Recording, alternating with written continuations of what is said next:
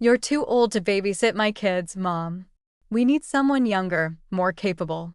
That's what my daughter, Danica, said to me without flinching, without even looking up from her phone.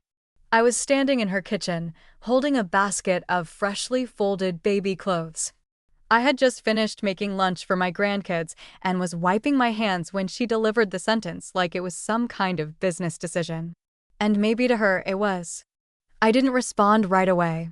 I couldn't. My throat clenched like someone had wrapped a string around it and pulled tight. I looked at her, my daughter, the same little girl I used to rock to sleep during thunderstorms, the girl I carried through a messy divorce and college tuition, the girl who once clung to my arm and begged me not to leave her at daycare. Now she wouldn't even look me in the eye. Instead, she scrolled casually and then added, "It's nothing personal. You've been great, but Liam and I just feel like it's time to make a shift, you know." I smiled a smile I'd trained myself to wear over the years, polite, understanding, invisible. I said, "Of course I understand." Because that's what mothers say, even when they don't understand, even when they're bleeding inside. And as I turned back to my room, no longer our home, but clearly their house, I felt something crack in me. Not a loud break, not a scream or a sob, just a quiet shift like a door closing in a part of my soul I didn't know I still had open. Before we start, let us know in the comments where you're watching from. Don't forget to like, share, and subscribe for more powerful stories. Later that night, I lay awake in bed, staring at the soft glow of the baby monitor still on my nightstand. I'd forgotten to turn it off after tucking Ella in earlier. Her soft breathing filled the room, rhythmic, peaceful, safe.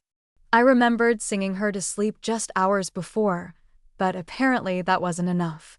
Apparently, I wasn't enough. It wasn't just the words Danica had used. It was the tone, cold, dismissive, final. "You're too old to babysit," as if I were an expired carton of milk, as if 64 years of wisdom, patience, and love didn't matter anymore. Funny how quickly the roles reverse. One day you're holding their hand through nightmares and broken hearts. The next, they're casting you aside like last season's furniture. I wish I could say I stood up for myself, that I snapped back, told her where to shove her shift, but I didn't. Because that's not how pain works. When it comes from your own child, it doesn't explode, it seeps. I waited until the house went quiet, then I opened my laptop and started looking at rental listings not out of rage, but out of necessity. Something had changed in me, and I couldn't stay in a place where I was no longer seen. At the time, I had no idea what was coming. I didn't know I'd stumble across a forgotten lottery ticket. I didn't know I'd board a plane to a new life in a new country. And I certainly didn't know that one day my daughter would call me desperate, only to hear my lawyer's voice on the other end. But that moment, that quiet afternoon in the kitchen, was the beginning, the fracture before the rebuild, the insult that became my turning point. Because when you've spent your whole life giving, it only takes one moment of rejection to realize you deserve to take something back for yourself. Before things fell apart, I thought we were happy, or at least comfortable.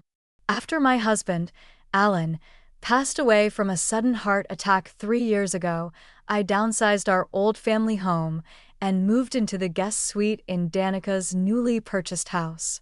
She offered, of course, said she wanted me close, wanted the kids to grow up around their grandmother. "It just makes sense, Mom," she told me while flipping through floor plans. "Besides, you'll be helping us out so much with childcare." And she was right. At the time, it did make sense. Back then, mornings were my favorite. I'd wake up early, slipping into the kitchen before the household stirred. I'd brew my special vanilla bean coffee, fold Noah's tiny socks, and warm Ella's favorite oatmeal. The quietness of dawn, paired with the feeling of being needed, gave me a kind of peace I hadn't felt since Alan died. The children loved our morning rituals.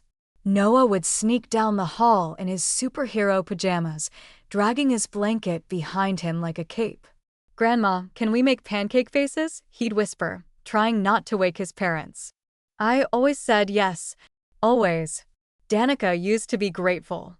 Some nights she'd come home late from the office and find me reading to the kids in their pajamas.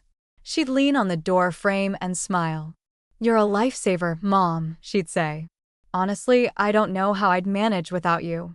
I'd smile back, trying not to cry, because after all the years of being a wife and then a widow, being needed made me feel whole again, not just present, but purposeful. We weren't a perfect family, but we had moments of togetherness that felt real. Movie nights with popcorn and pillow forts, backyard garden projects where Ella tried to help by pulling out the flowers, even the occasional Sunday brunch with Danica's friends. I was a part of it all, not just a guest in their lives, but a branch of the same tree. I convinced myself that everything was fine, even when Danica grew more distant, even when she stopped texting me updates and started texting instructions. I didn't mind picking the kids up from school or staying up late when Ella had a fever, or even skipping my monthly book club to help Danica prep for an open house. I told myself, this is what family does. This is love. This is being useful. I'd lie awake some nights thinking about Alan, about how proud he'd be to see me staying strong, staying close to our daughter and her growing family. I used to imagine him smiling down at us all during our backyard BBQs or family dinners.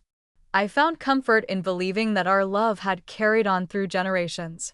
One evening, I even wrote in my journal, "I think I'm finally healing. Life isn't perfect, but it feels like home again." Looking back, I see now that I mistook routine for respect and confused usefulness with being valued. Still, I wouldn't have changed anything in those early days because the love I poured into those children was real, and for a while, it felt like I mattered. It wasn't until much later that I realized I had built a life on sand, not stone, and once the tide shifted, everything I thought was stable would wash away with one sentence: "You're too old to babysit my kids." But before that storm came, I truly believed I had found peace in the home I helped keep running, the home I thought I belonged to. I believed my daughter saw me as more than a convenience. I believed we were close. I believed wrong.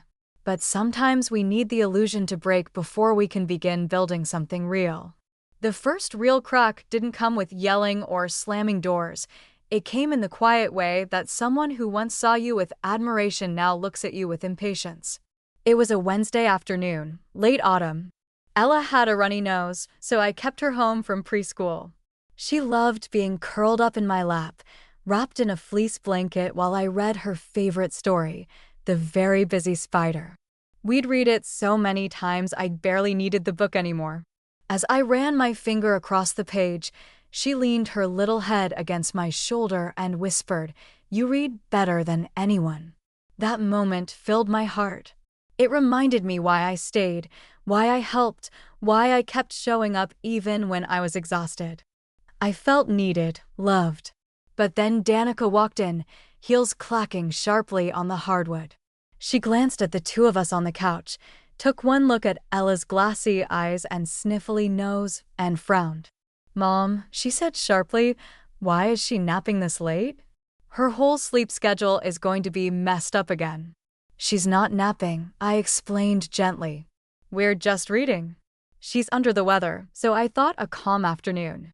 "That's not the point," Danica cut me off. "You keep forgetting how we're trying to regulate her nap routine. You can't just do what you used to do with me.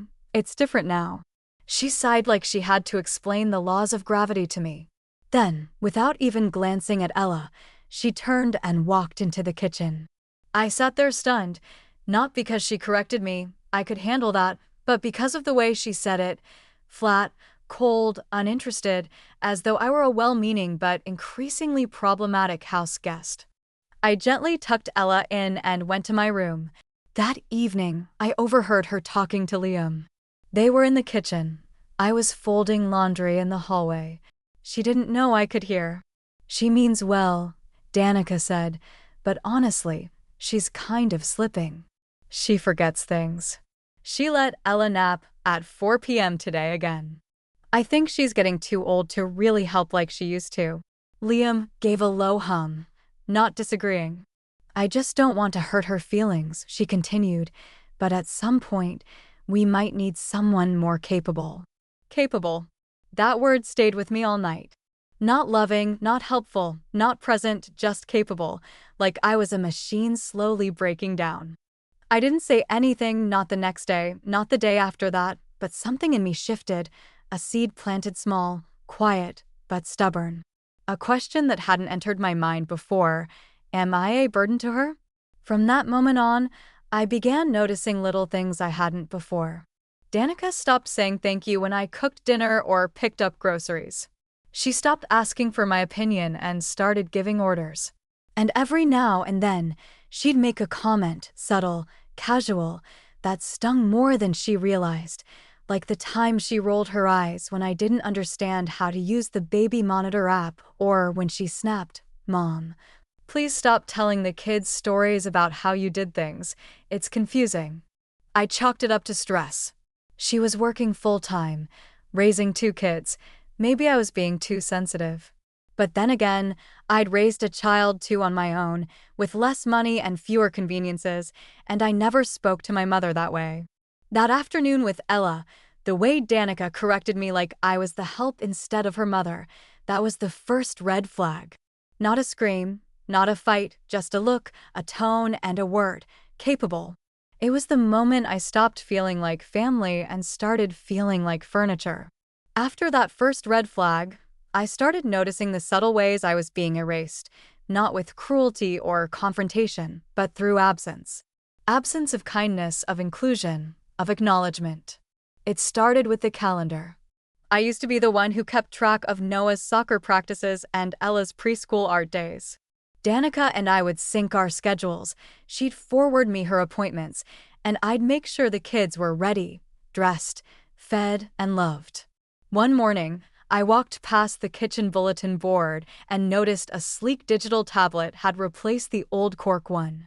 It was color-coded, locked, and hung out of reach. I asked, "Would you mind showing me how to use it so I can keep up?" Danica didn't look up from her laptop. "It's okay, Mom. We've got it now." I told myself it wasn't meant to hurt, that maybe she was just trying to streamline things, but the message was clear: you're no longer needed. Then came the nanny. She was young, cheerful, and, to be fair, good with the kids, but I wasn't warned. I simply walked into the living room one morning, and there she was, playing with Ella on the rug. Danica came downstairs and said, "Oh, I forgot to tell you, this is Risa. She's just here to help a bit." "Help with what?" I asked, forcing a smile. "Just pick up and drop off, maybe a few afternoons. We thought it might give you a break." A break I hadn't asked for. I didn't want a break, I wanted to be included. Still, I swallowed my pride and offered to train Risa on Ella's bedtime routine. Danica cut me off. "She's a professional, Mom. Let her figure it out." That one stung more than I let on. Suddenly, my days became strangely quiet. No more school pickups, no more lunches to pack. I still lived under their roof, but I was no longer part of their lives. The daily rhythm of the home I was a guest in, a life I used to help shape. Then one Saturday, Danica hosted a backyard barbecue. Her friends arrived in linen dresses and polished smiles, sipping wine while their kids ran wild. I stood in the kitchen preparing extra snacks, something I always used to do, when Danica appeared. "You don't need to do that," she said lightly. "Risa's handling the food." "I don't mind," I replied. "I know how picky Noah can be." "She's got it," she said again, sharper this time. So I sat on the patio alone while the nanny I never asked for served food to people I didn't recognize in a house I no longer felt welcome in. Even the children seemed confused. "Why aren't you taking me to the park today, Grandma?" "No." One evening, I set the table for 4 as I always had. Danica looked at me and said, "Oh, we're eating out. Ray's coming too. You don't have to wait up." I stood there holding a plate in my hands, wondering how I'd become invisible in a home where I once held everything together. It wasn't one big betrayal. It was death by 1,000 small cuts, slow, polite, and suffocating. No more thank yous, no more small talk, no more inclusion. I still made myself useful where I could, organizing the pantry, doing the laundry, refilling the soap dispensers. But my role had shifted from grandmother to house shadow. Even Liam, once friendly and talkative, began avoiding eye contact, and Danica seemed too busy, too tired, too indifferent to notice that I was disappearing by the day. The more I was pushed to the edges, the more I started to question my worth. I wasn't angry. I was grieving a relationship I hadn't realized was already gone, grieving the illusion that love meant permanence. Because it turns out sometimes the people you give your life to forget to keep you in theirs. It happened on a Sunday afternoon. Danica was hosting a networking brunch for a few of her real estate colleagues, mostly young couples dressed in breezy designer casual, talking about interest rates and investment properties like they were chatting about the weather. The backyard had been staged with pristine white tablecloths, a mimosa bar, and finger sandwiches so small they looked like appetizers for ants. I was in the kitchen slicing fruit for the platter. It wasn't asked of me, but I figured it would be helpful. I had always been helpful. Danica walked in, already wearing that tight, artificial smile she used when she was in her element. "Oh," she said when she saw me, "you're doing the fruit." "I thought I'd pitch in," I replied softly. "The caterer didn't bring any, right?"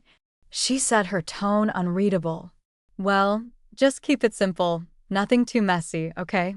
I nodded. A few minutes later, I carried the tray out to the patio. People were laughing, sipping champagne, talking about ski trips and daycare waiting lists.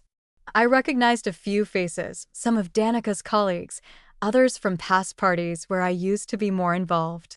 But today, I was just the woman with the fruit. I placed the tray on the table and stepped back. That's when I heard her, Danica, standing with two sharply dressed women, wine glass in hand, gesturing toward me with a laugh that sliced through the air. "She's sweet, really, but she treats every gathering like it's 1995. She still thinks people want fruit salad and deviled eggs." The women laughed. I froze. One of them looked over at me and gave a polite little wave, the kind you give to someone who shouldn't have heard what they just heard. I turned and walked back into the house, feeling the burn crawl up my cheeks like wildfire. My ears buzzed, my hands trembled. I couldn't even set the tray down without it rattling against the counter. There had been moments before where Danica had brushed me off, times she'd spoken with annoyance or corrected me in front of the kids. But this was different. This was humiliation, and it was intentional. It wasn't just what she said. It was the tone, the effortless cruelty behind it, the way she laughed as if I were a relic, as if I didn't belong, as if I were nothing more than a dated appliance taking up space in her otherwise perfectly curated life. I sat down on the edge of the bed in the guest suite, my room, and stared at the framed photo on the nightstand. It was one Danica had given me years ago, a younger version of herself holding newborn Noah in the hospital room. I was standing beside her, smiling with pride, exhaustion, and awe. Back then, she had wanted me by her side. Back then, I was part of something. I picked up the photo, studied it, and for the first time in a long time, I couldn't recognize the woman next to Danica, the version of me who thought love would always mean respect. A knock came at the door, but I didn't answer. I couldn't, because if I did, I was afraid I'd cry, and I didn't want Danica to see me cry, not anymore. That evening, after the guests had gone and the patio had been swept clean, she poked her head into my room. "Sorry if I said anything earlier that came off wrong," she said. She didn't apologize for what she said, just in case it came off wrong. "I know you mean well," she added with a shrug, "but sometimes less is more." I nodded. "Of course." And that was the moment something shifted in me, a realization, slow and steady. I had become a backdrop to my daughter's life, a set piece, an accessory, something that could be useful or hidden depending on the occasion. That laugh, that mocking little laugh in front of her friends, it stayed with me not because it was the loudest thing she'd ever said to me, but because it was the clearest. 3 days after the brunch, Danica came into my room with a tone that was far too cheerful for the words she was about to say. "Hey, Mom, can we talk for a sec?" I was folding laundry, pairing up Noah's mismatched socks like I always had. I looked up and smiled, though something in me immediately braced. She sat on the edge of the bed, crossed her legs, and exhaled like this was just the beginning. But I'd been a mother long enough to recognize the look in her eyes. She was trying to soften the blow before she delivered it. So she began, "Liam and I have been talking, and we really, really appreciate everything you've done. Truly." There it was. Appreciate. That word had started to sound like a warning label, a polite exit strategy masked as gratitude. She continued, "We just feel like maybe it's time for you to think about having your own space again. Somewhere that's really yours, independent, private." My fingers tightened around the laundry. "We've loved having you," she added quickly, "and the kids adore you, but they're getting older, and we kind of need to reclaim the space, especially with Liam working from home more." I stared at her. She still hadn't made eye contact. "I see," I said, folding another sock slowly. Danica looked relieved, as if I had agreed without even being asked. "We'll help with the move, of course," she offered. "We were thinking maybe you could stay at that retirement apartment complex on Birch. It's quiet, and they have bingo nights. You used to love bingo." I almost laughed. Bingo? As if that could replace bedtime stories with Ella or pancake mornings with Noah, as if it could substitute the closeness we'd once shared. I nodded again. "When would you like me out by?" She blinked, not expecting me to agree so easily. "I mean, no rush, maybe by the end of the month?" I stood and walked to the window. The backyard was still speckled with confetti from Noah's birthday party the week before, the one I'd planned, decorated, baked for, the one where Danica had posted, "So grateful for this village" on Instagram, tagging everyone but me. "Sure," I said calmly. "End of the month is fine." Danica stood, seeming oddly satisfied. "Thanks, Mom. I'm glad we're on the same page." As she walked out, she added over her shoulder, "This will be good for you. Good for me." I sat back down slowly, my hands resting on my lap. It wasn't a fight. It wasn't a dramatic confrontation. She didn't scream, and I didn't cry. But make no mistake, I was being asked to leave, not out of anger, but out of quiet dismissal. Not because I had done something wrong, but because I no longer fit. I had become inconvenient. That night, I lay in bed and stared at the ceiling for hours, not in pain but in silence, a different kind of silence, one that spoke of closure. In that silence, I felt something flicker. It wasn't rage, it wasn't even sorrow anymore. It was a shift, a quiet voice inside me that said, "Let her have her life. It's time to reclaim yours." So the next morning, I called a moving company. Then I called a travel agent. I hadn't taken a real trip in over a decade. I had always put Danica and the kids first, always prioritized their comfort, their needs, their lives. But now I was packing not just boxes, but decades of sacrifice. I wasn't running away, I was walking towards something. When I zipped up the last suitcase and looked around my guest suite one final time, I didn't feel sadness. I felt something else, readiness. Danica didn't come to say goodbye. She texted, "Thanks again for everything. I'll call you soon. Hope you settle in okay." I didn't reply because something in me had already begun to rise, something she hadn't seen in years, maybe she never had. The apartment I moved into was a small one-bedroom unit tucked above a laundromat. It smelled faintly of detergent and metal vents. There was no elevator, and the stairs creaked with every step. My windows overlooked a parking lot with faded lines and a rusted dumpster. It wasn't what I'd call home, not even close, but it was what I could afford on my modest savings and widow's pension. The first night there, I sat on the edge of the unfamiliar bed, still in my coat, unsure whether to unpack or cry. I didn't end up doing either. I stared at the chipped wall paint and listened to the hum of the building's old radiator. It was the kind of quiet that doesn't comfort you, the kind that presses in on your chest, reminding you there's no one else to fill the silence. I'd spent so many years surrounded by noise, the laughter of my grandkids, the clatter of dishes, Danica's hurried footsteps up and down the stairs. Now all I had was the buzz of a flickering light bulb and the occasional thud from the laundromat below. I missed Noah's little hand tugging at mine, asking me to tie his shoelaces. I missed Ella's sweet voice calling, "Grandma," when she spotted me from across the room. I even missed Danica's voice, brisk and sharp, yes, but familiar. I wasn't angry. I was just lost. I tried to keep a routine. That's what the books say, maintain structure. So I got up at 6, made coffee, and went for short walks. I browsed grocery store aisles slowly, reading every label just to fill time. I picked apples I didn't need and watched couples shop together, laughing about dinner plans or comparing pasta sauces. No one noticed me. Once, a cashier called me ma'am without looking up. Another time, a man reached past me for a can of soup and didn't even say excuse me. It was like I had become translucent, still here but barely visible. I went home and opened the box marked photos. Inside were decades of memories. My wedding to Alan, Danica's 5th birthday party, a shot of me in a bathing suit at the lake, young, tan, full of life. I stared at that woman for a long time. Where had she gone? I hadn't just lost my place in Danica's home, I had lost my identity. For years, I was mom, then grandma. Now I was just Margot, alone, 64, unemployed, unneeded.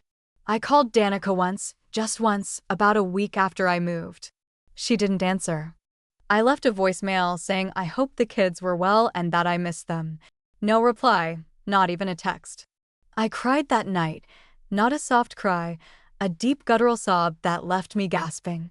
The kind of cry that feels like mourning because I wasn't just missing my grandchildren, I was mourning the loss of a daughter who no longer wanted me around. That was my rock bottom, sitting alone in a dim apartment. Untouched voicemail unanswered, wondering how I went from bedtime stories and ballet recitals to this, a ghost of a woman who once held everyone together. I started questioning everything. Had I failed as a mother? Was I too overbearing, too present, not present enough? But the truth is, I had simply been outgrown, or worse, discarded. And in that brokenness, in that hopeless, soul-shaking moment of total isolation, something unexpected happened. I looked around and realized no one was coming to save me. Not Danica, not the kids, not Alan, whose absence I still felt like a phantom limb. It was just me now, and in that realization, bitter and brutal as it was, came the tiniest flicker of strength. Because if no one was going to fight for me, maybe it was time I started fighting for myself. It was a Thursday afternoon when it happened, the kind of day that starts with no particular promise. The sky was gray, the apartment was cold, and I had nothing to do but reorganize boxes I should have unpacked 2 weeks ago. There was a battered shoebox in the back of my closet labeled Alan. I hadn't touched it since I moved. I pulled it down, sat cross-legged on the floor, and slowly opened the lid. Inside were old greeting cards, dried flowers from our 30th anniversary dinner, and a few faded Polaroids from our road trip to Montana, the last vacation we ever took together before his heart failed. Beneath those photos was something I didn't remember saving, an envelope taped shut, thick with old receipts and papers. One corner was marked in my handwriting, "Do not throw away. Check later." I peeled it open, and out fell a crumpled lottery ticket. At first, I almost laughed. Alan used to buy them on the 1st of every month like clockwork. It was a ritual, not a hope, a harmless joke between us. "Just imagine," he'd say, waving the ticket like a golden ticket from Willy Wonka. "We win big, and I'll buy you a villa in Tuscany." I'd laugh and say I'd settle for a dishwasher that doesn't leak. After his funeral, I remember finding that ticket in his glove box. I must have tucked it into this envelope intending to check it and then forgot. But now I was desperate for something to do, something to feel, even something to dream about, if only for a minute. I pulled out my phone and Googled the numbers. Powerball, February 4th. The numbers read back to me on the screen, cold and quiet. 26, 37, 41, 55, 63, Powerball 18. I looked at the ticket, then I looked again, then I stopped breathing. The numbers matched, all of them. I reread them 10 times, convinced I was wrong, that this was some old ticket I'd misread, or that I was looking at the wrong year or wrong lottery altogether. But no, there it was, a winning ticket worth $3.7 million, unclaimed, expiring in less than 3 weeks. My hands shook. I pressed my palms flat against the floor, my breath shallow and rapid. For a moment, I thought I might pass out. Was this a joke? Was Alan, wherever he was, somehow sending me one final gift? It felt surreal, like I had slipped into another life. In 1 second, I went from a discarded mother living above a laundromat to a woman holding freedom in her hands. But it wasn't just about the money, it was the meaning. Because in that moment, I realized something profound. I was not stuck. I was not finished. I still had choices, I still had value, and I had something Danica could never take away: agency. That ticket wasn't just about the money. It was a message from the universe, from Alan, from God, from whoever had been watching when I sat on that floor sobbing. Just days before, I stood up and paced the room, my heart racing. I called the lottery office. The line was busy. I called again. They answered. "Yes, ma'am," the woman said calmly. "If you're the ticket holder, you'll need to bring it to our downtown office. Valid ID, of course, but yes, it's still active." I whispered, "Thank you," and hung up. Then I sat down and cried, but this time the tears were different. Not grief, not humiliation, relief, awe, and the first taste of power I'd felt in years. This wasn't a rescue, it was a resurrection. Because just when I had been pushed out, boxed away, and forgotten, life whispered back, "You are not done yet, Margot." The morning after I confirmed the ticket, I woke up before sunrise, not because I had to, but because I wanted to. For the first time in weeks, maybe months, I had slept without dreams of empty rooms or cold stares. I made myself a real breakfast: scrambled eggs, toast, and fresh coffee instead of the instant stuff I'd settled for since moving in. I sat by the window, wrapped in Alan's old flannel robe, and watched the city blink awake. For a long time, I had believed that I was done, that my best years had passed when Alan died, when Danica stopped needing me, when I was quietly ushered out of the life I helped build. But as the light filtered in through that cracked window, something settled into place deep in my chest.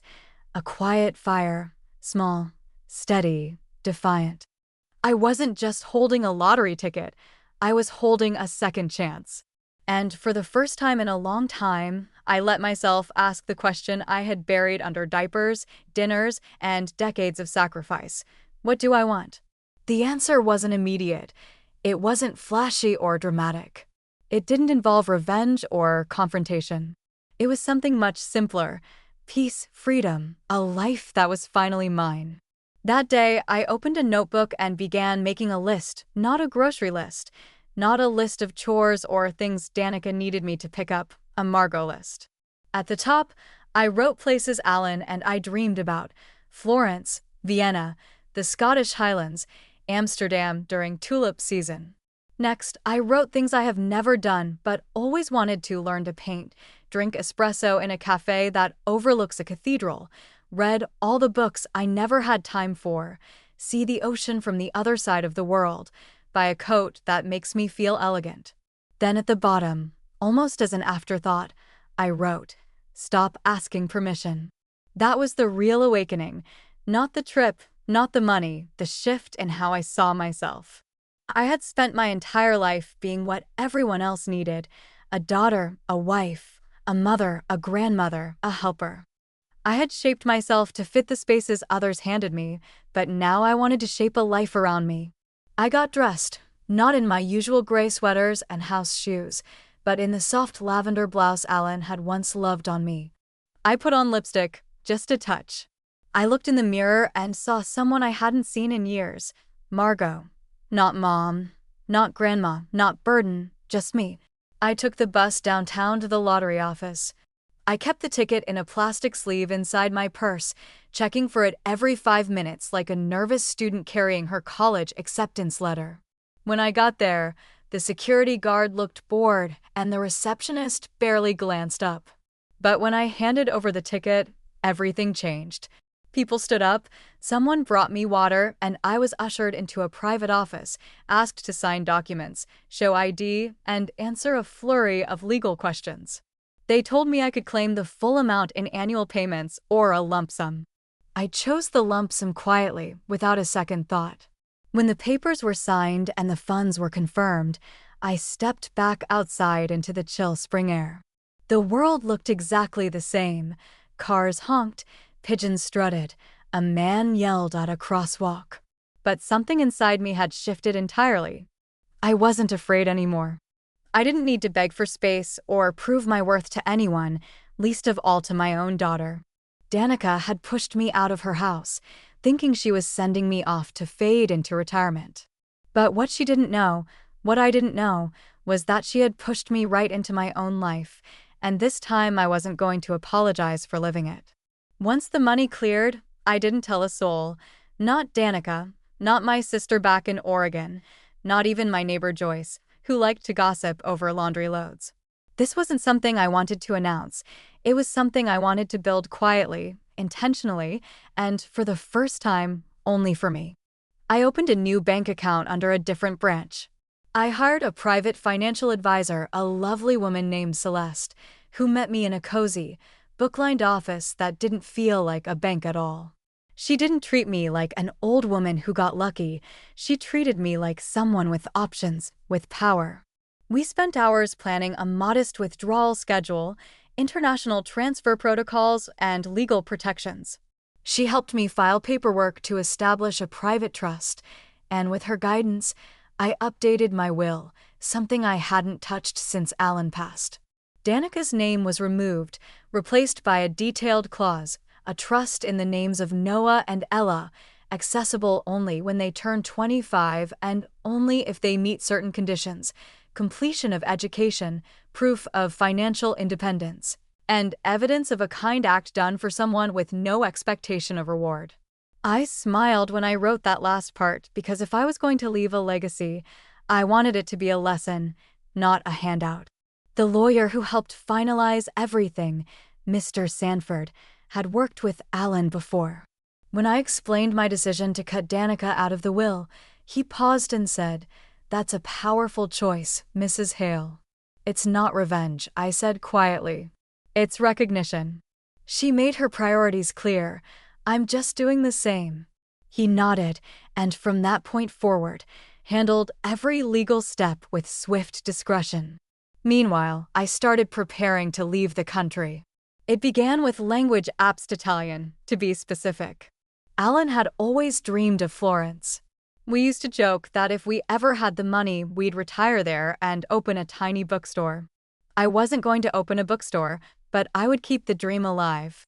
I renewed my passport, bought a sleek piece of luggage, red leather, something that stood out, and booked a long-term rental in the heart of Florence, a modest one-bedroom apartment with ivy crawling up the windows and a terrace overlooking a cobblestone street. I didn't post it on Facebook. I didn't tell the local church group or ask anyone to water my plants. I began untethering myself from the past without saying a word. Every move was calculated and calm. I sold my car through a private listing, closed my old credit card accounts, canceled magazine subscriptions, and rerouted my mail to a holding service. I started downsizing what I owned, not because I had to, but because I wanted to leave behind everything that tied me to the version of myself that had quietly begged for crumbs of appreciation. I donated clothes Danica had criticized me for wearing. I gave away pots and pans I'd once used to cook her favorite meals. I dropped off Noah's forgotten toys at a children's shelter without so much as a second thought. With every item that left my apartment, I felt lighter, not just in possessions, but in memory. I also began writing letters, not to Danica, but to Noah and Ella, letters they wouldn't read until they were older. Letters filled with stories of who I was, of the things I believed, of the way I loved them even when I wasn't allowed to be near.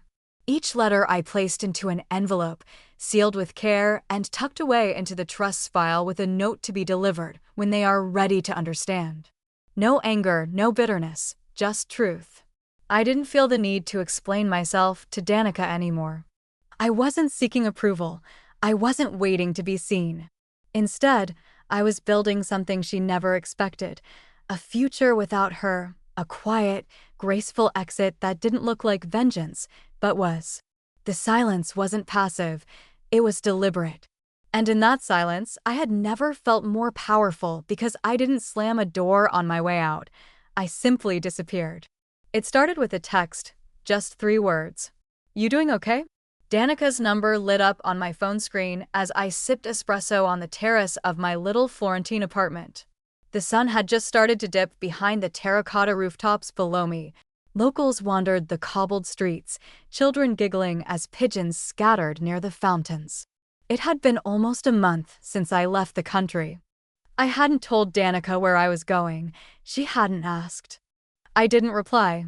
I let the message sit unread, a digital echo of the hundreds of times I'd stood in her hallway waiting to be acknowledged. The next morning, a missed call, then another, a voicemail. Hey, just checking in. The kids miss you. Maybe we could FaceTime. I didn't answer that either. And that's when I felt it, a shift, not in her tone but in mine, in my silence.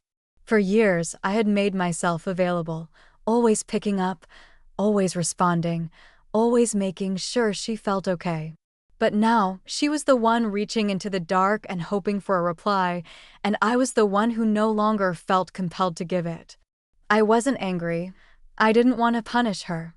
I simply didn't need her approval anymore. And that, I realized, was power. Back in Florence, I built a small but beautiful life. I joined a local art studio where I learned to paint under the guidance of an 80-year-old woman named Louisa, who only wore linen and always smelled of orange peels. I took morning walks through the Uffizi, wandered through open-air markets, and began reading again, novels, poems, even cookbooks in Italian. My phone stayed mostly off, but every few days, I'd see new notifications. Danica's messages started to multiply. The kids ask about you every day. Can you please tell me where you are? Did something happen? Are you okay? Funny, I thought. She had never asked me that when I was living in her house. She never noticed when I was lonely or dismissed or slowly fading into silence. But now that the silence was hers, she felt it. One afternoon, I got a call from Mr. Sanford, my attorney back in the States. He sounded almost amused. Your daughter tried to reach you through our office, he said. She what? I asked, biting into a biscotti. She left a message saying she's concerned. She'd like to talk. She said she doesn't understand why you've disappeared. I laughed softly. Tell her I'm not missing. I'm just finally unavailable. He paused. Would you like me to reply to her? Yes, I said, standing and looking out at the piazza below. But make sure she understands something.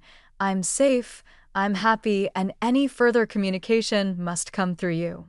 He cleared his throat. Would you like to give her more details? No, I said firmly. Let the silence speak. He chuckled. Understood. And that was that. Over the next few weeks, I received messages from Liam too, a little more thoughtful, a little more reserved. Just checking in. We hope you're well. We miss you. Noah made a card for you. I read them sometimes, smiled, but never responded because I wasn't just setting a boundary. I was resetting a life. Each unanswered message was a quiet declaration. I will no longer fight for a seat at a table where I am not valued. I had built my identity around being needed, useful, available, but now I was learning how to be whole without that. And Danica, for the first time in her adult life, was realizing that I was not a permanent fixture. I was not just mom. I was Margot, a woman with her own breath, her own joy, her own rhythm, and now her own freedom. She could no longer reach me with guilt. She could no longer define me with pity. And the more she reached out, the more I felt the balance tip. The woman who once decided I was too old to help now had no idea how to reach me. That is the quiet kind of power they never see coming. It was late May when Danica finally crossed a line, and that's when I knew the moment had come. I had just returned from a weekend in the Italian countryside. I'd spent 3 days in a hillside cottage painting lavender fields and sipping wine made by a local farmer who didn't speak a word of English, but understood the language of joy. When I got back to Florence, I opened my phone for the first time in days. There were over a dozen new messages from Danica. The last one read, "I called a lawyer. You can't just disappear like this, Mom. We need to talk about your estate. This isn't fair." There it was, the sentence that said everything she hadn't before. Not, "Are you okay?" Not, "I'm sorry." Not even, "We miss you." Just, "We need to talk about your estate." I sat with that text for a long time. I reread it while watching the shadows move across my terracotta floor. Not once did she ask what I wanted. Not once did she wonder what she had done to push me away. She still believed I owed her something. That night, I called Mr. Sanford. "I'd like you to set up a meeting," I said, "with Danica." "Are you sure?" he asked gently. "You don't have to." "I want to," I said, "but I want it on my terms, quiet, clear, no drama." "I'm not trying to hurt her. I'm trying to end something." We arranged a meeting in his office in Boston for the following week. I flew back without telling anyone, no welcome party, no family dinner, just me, a black carry-on, and a quiet fire in my chest. I arrived early. The receptionist greeted me warmly. Mr. Sanford had already prepared everything. Danica walked in 10 minutes late, flustered, clutching her designer bag like it could protect her from whatever truth she feared was coming. "Mom," she said breathlessly, her voice tight. "What is going on?" I didn't rise from my seat. I looked at her, really looked at her for the first time in months. She looked thinner. Her hair was more styled than usual, her makeup too polished, a mask of control. "Have a seat," I said softly. She sat down across from me, glancing nervously at Mr. Sanford. "I've been trying to reach you," she started. "Why haven't you answered my calls?" "I've been busy," I said evenly. "Doing what?" Her voice had an edge now, the old tone that used to make me flinch. "You don't get to just vanish, Mom. You don't get to walk away from us." I tilted my head. "Didn't you ask me to?" She blinked. "What?" "You told me I needed my own space. You said I was too old to help. You hired a nanny. You asked me to leave, so I did." "That's not fair," she snapped. "You left the country. You cut us off. You made the kids think something happened to you." "And what did you tell them, Danica?" I asked quietly. "That I abandoned them? That I walked away without reason." She looked down, silent. Mr. Sanford cleared his throat and opened a folder. "Mrs. Hale has asked me to provide an updated summary of her estate." Danica sat straighter, her eyes narrowing. "Your mother has designated the entirety of her estate to a private trust. The beneficiaries are Noah and Ella, with provisions that ensure the funds will only be released under very specific conditions." "Wait," Danica said, her voice cracking. "You're leaving everything to the kids and nothing to you." I finished for her. "No, nothing to you." She blinked rapidly. "Why?" "I'm your daughter." "You were," I said gently, "but daughters don't discard their mothers like furniture.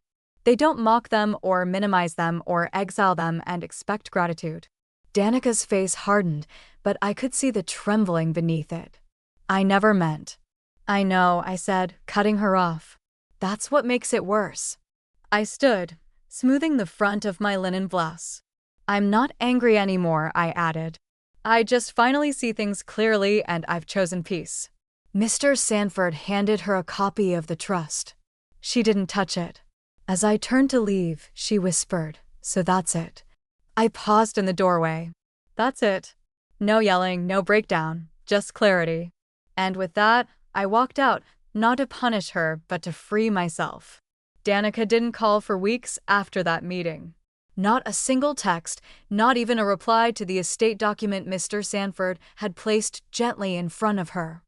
I thought maybe she'd finally accepted my decision, but deep down I knew my daughter. She didn't surrender, she calculated. I was back in Florence when the final twist came. I was sketching in the courtyard of a convent-turned-art school, basking in the quiet rhythm of my new life when my phone buzzed. An email from Mr. Sanford. Subject: urgent. Attempted access to trust. I opened it slowly, my heart already knowing what I'd find. Inside was a detailed account.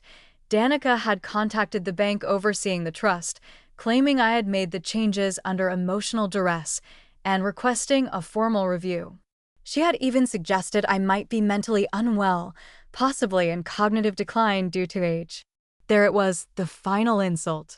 She couldn't reach me emotionally, she couldn't guilt me, she couldn't shame me, so she tried to erase my voice entirely, reduce me to a confused old woman who'd lost her grip.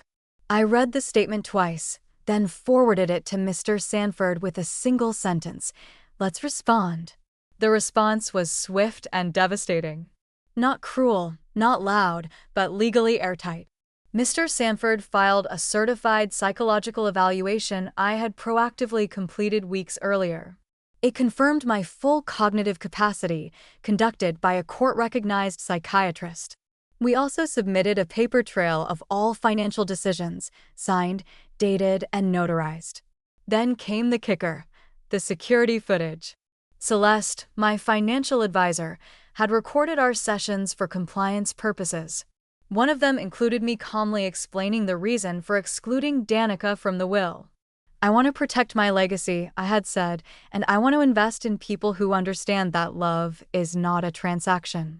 With the footage, medical records, and legal documents in hand, the bank responded with finality: "The trust stands as written. Any further attempt to challenge it will be treated as fraud." Danica never responded to that letter, but Mr. Sanford forwarded me an internal note from her lawyer, inadvertently CC'd in their correspondence. "Client is stunned. Expected to intimidate.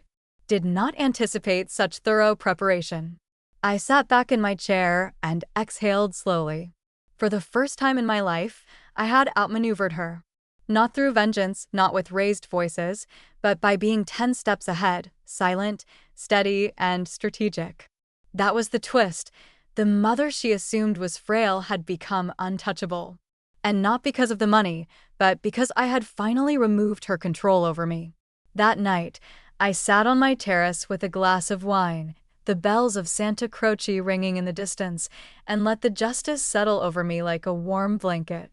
Danica had gambled on the version of me she knew, the woman who said yes even when she was breaking, the woman who folded laundry in silence after being humiliated at brunch.